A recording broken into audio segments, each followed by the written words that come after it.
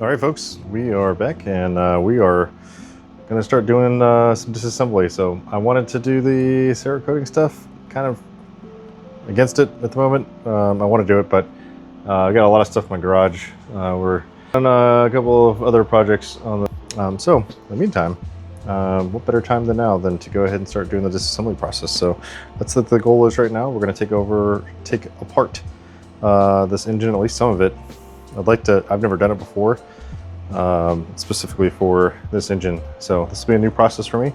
And I think what I'm going to do is I'm going to start on the clutch side, figure out how to get this entire clutch side broken down, and then we'll switch over to the other side. Depending on how long it takes, it'll probably be several step process. I don't want to drag these out super long, so I'm going to go ahead and put a pause there and get this thing set up, and we'll start working on getting this left side, right side taken apart. Okay, as you can see, we've got quite a few things going on here. I'm gonna go ahead and pull this. I tightened this up from the last time.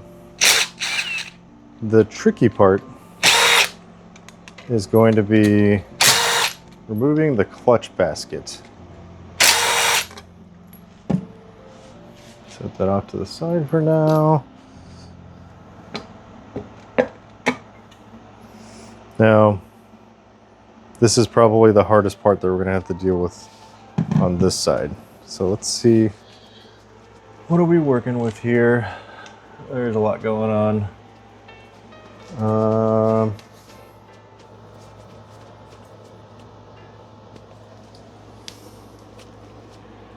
Now, I think, if I remember correctly, this one is reverse threaded.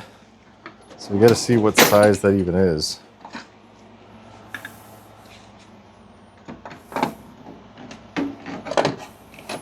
24. 24 fits pretty good. Let's try 23. Nope, 24 it is. Now this moves pretty freely. And I think I can hold on to this part to lock it in place. Let's undo this first, I suppose. What is this, 5 mil? I think. Yep, 5 mil.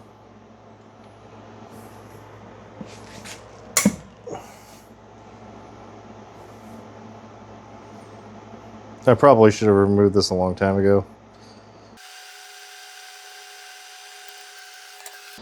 Okay, well, let's see. How can we remove this? This is going to be tricky. And I think I have an idea of what I want to use. All right, attempt number 1. This is a band from a inner tube. I have it kind of zigzagging through and is wrapped around itself. This is from a reverse thread nut.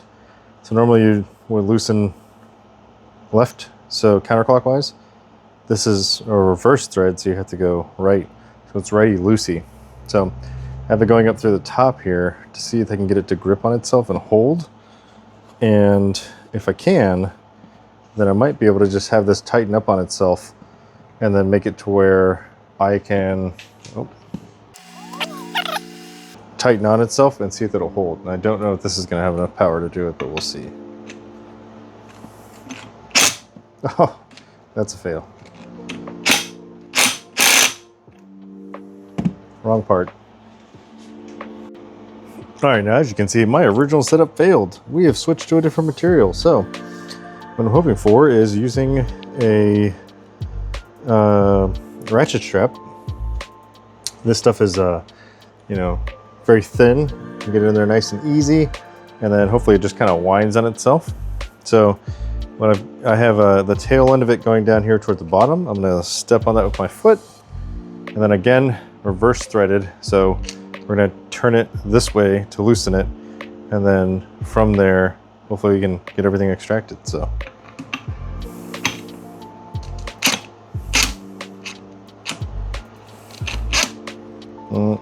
Come on.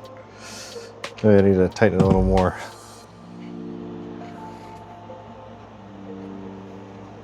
There we go. I like how it's holding on that one. So I'm gonna push in a little bit.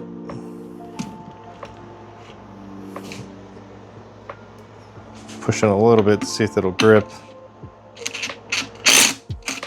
Yeah. There we go. Got it off. Good news. And then we're just gonna unwind it. Well, I guess I could just pull it off. Well, maybe not. Sweet. Well, that worked out. Didn't have to use a special tool to put it on there. Well, I'll take it off. So I'm sure I'll have to put one on there using a special tool. Let's see if we can get this out. Got another spacer, so there's 2 spacers. Looks like there's the thinner one goes on the inside, thicker one, then you get the nut. So that comes out. Everything looks good on there. And looks like there's an inner, oh yeah, that just slides out too. So I'm wondering how hard this is gonna be to remove. I'm not even sure what size this is, to be honest. It's 24 as well. Now, looking at the threads, this is normal thread, so lefty-loosey. What? Wow. Okay. I was not expecting that to happen. I guess I need to grab another one real quick. I'll be right back. Well, all I have is this gigantic one. Apparently I needed to buy another one. So anyways, back to what we were attempting to do. Oh, look at that. Man, I thought these were going to be a pain. Much easier than I thought it would be. Okay, so we can't put these out of order. 2 washers. Bigger one in the back, smaller one up front. Then we get our nut. Obviously we don't want to mix those up. If we do, it's going to destroy the threads. So, basket comes out. Ooh, heavier than I thought it would be. I'm happy with the way everything looks, more importantly. All this stuff is coming out easy, but more importantly, it's all in great shape. I attribute a lot of that to using high quality oil, but more importantly, doing your oil changes at a good frequency. Got a bearing sleeve here. This looks good. I see no issues there. Pop that back in. And let's see. Is this pressed in? There's a keyway. So this is definitely pressed in. So I may need to look up how to remove this one. But this I can probably go ahead and remove, as well as all of this down here.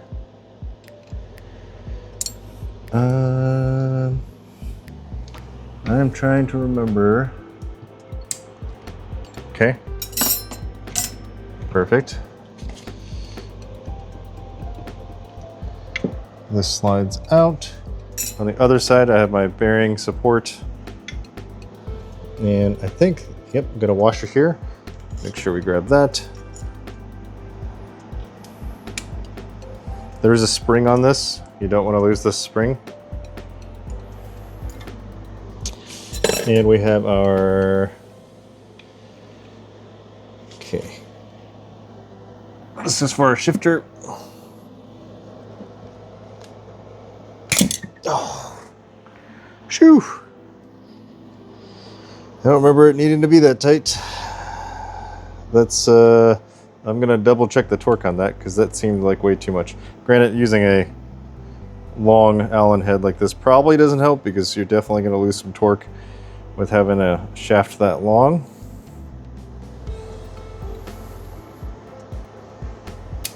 Okay, now there is a spring on here too, so you gotta be careful.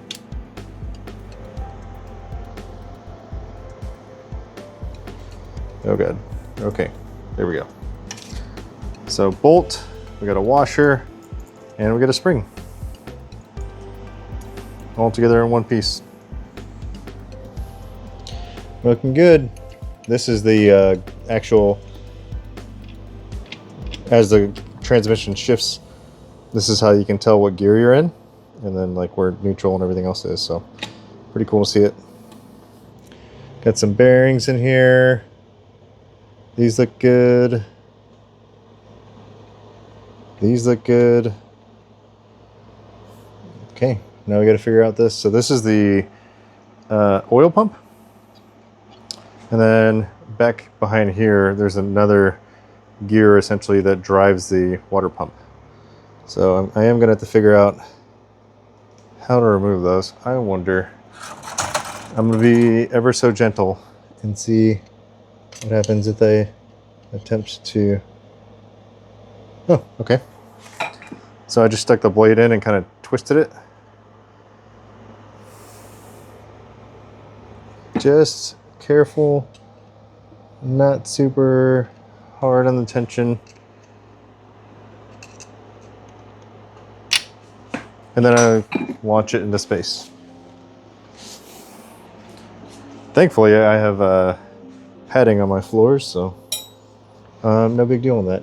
Now, how does this one come out? There's the keyway down here. This one for sure is going to need to be, I'm going to need a puller right here and right against this portion in order to extract this and pull it out. So let's focus on this, and I guess we can try to remove this. Well, let's do reverse order. Let's see if we can get this removed first.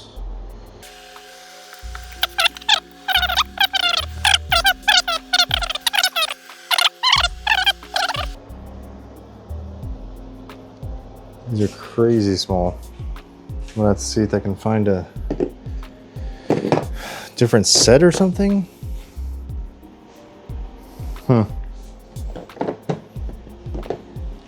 But this, I got a lot of snap ring pliers, so this may be a case where I have to just try them all.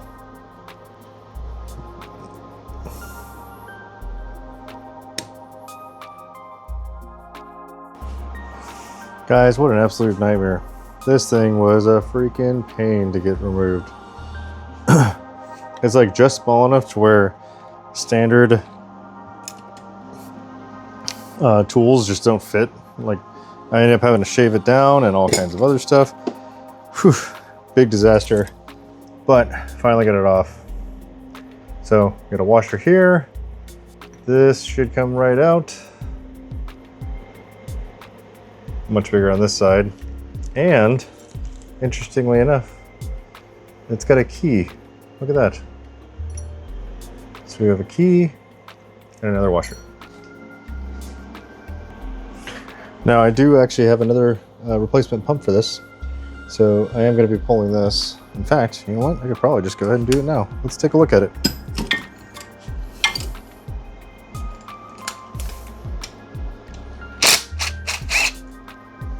How does the oil pump look?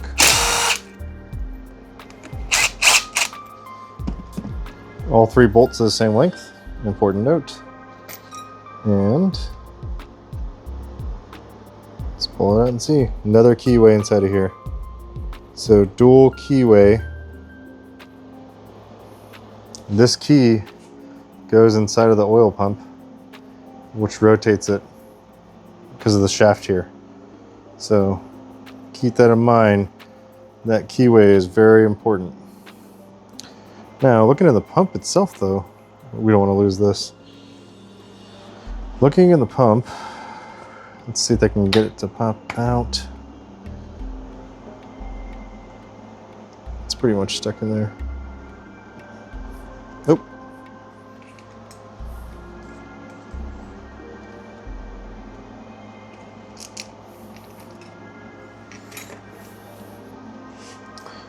It actually doesn't look too bad, but look at the tips. You can kind of see there's some scuff marks. So as a lot of you probably know, like at the start of the life of this engine, you can see some metal flakes for quite a long time. So I guess it doesn't surprise me too much that these have some little dings here and there, because when you check your oil sometimes, you can see a ton of stuff coming through there. And there's no exception to this. You can kind of see some debris and stuff where it might have gotten squished inside of it. So I'm suspecting a new oil pump will probably do it quite well when it comes to oil pressure in general. So I'm gonna pop that back in there. We'll put this in the spare parts bin, but I have a new oil pump. This is an oil pump goes here. On the other side is an excavator pump. We've got our oil pressure regulator portion here, which bleeds off oil pressure. And that's a super easy fix, but definitely one worth doing since we've already got all this apart. So, okay, with that being said, that's it for this right-hand side. We're gonna go ahead and get this mess cleaned up, see if we can find a good way to store all this stuff because I don't wanna lose any of it, obviously. Surprisingly enough, the clutch basket, way easier to take off than I thought. In fact, I would argue that stupid circlip took way more effort than it did to actually remove the clutch basket, which is very surprising. So, clutch basket, all that stuff, setting that off to the side. Next part of this is we're gonna go ahead and tackle the other side, the stator side, see how that looks, and at some point, we're gonna be at that point of being able to just split this thing in half because we're pretty much stripping this thing down. Another thing I need to look at is obviously pulling that gear. I am fairly convinced I know what needs to happen. I just need to look for some tools because I have a couple of tools for it. Basically what you'd use is something similar to like a steering wheel removal tool, right? It goes towards the middle, you get these two bars that go in there. As you tighten it, it kind of pulls it out, right? Chances are that thing is just pressure set on there. And I doubt it's gonna take much pressure, but I wanna make sure we use the right tools so we don't mar anything up as we're pulling it off, because that piece that we're talking about is actually the crankshaft itself, right? So I don't wanna go and damage that thing as we're kind of extracting that part out. So the last thing I need to look at other than that is that the gear position selector indicator. I wanna make sure I don't damage that too, so I'm gonna look at a process for removing that. So we'll probably cover that in the next one, and then we're gonna dive into knocking out that left-hand side.